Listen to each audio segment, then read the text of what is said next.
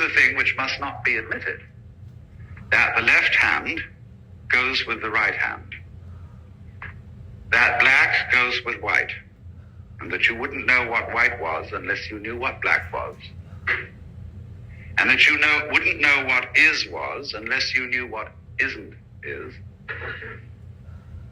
and you wouldn't know what here is unless you knew what there is, and you wouldn't know what you meant by self unless you knew what was meant by other. And that is so simple, but everybody contrives to ignore it. Now here's the problem, you see, that there are certain processes, some of which are what you might call spiritual exercises. Others are simply chemicals.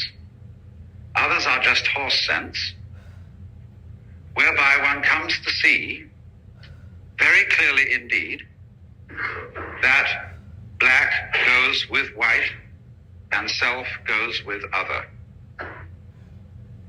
And as this becomes clear to you, it's rather shaking.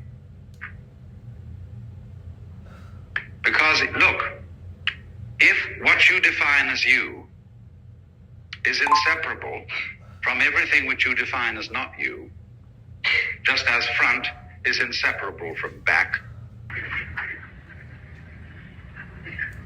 well, that's absolutely nothing to do with it. If you wanted some sort of appropriate illustration for a Life magazine article on the effects of LSD, you would have one very simple solution.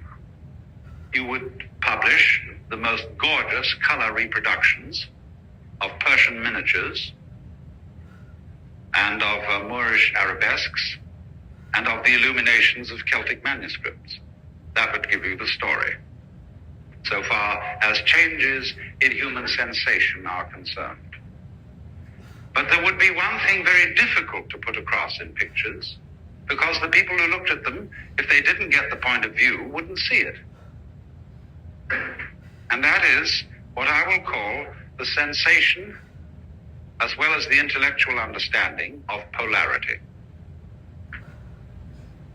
That is to say, that the inside and the outside, the subjective and the objective, the self and the other, go together.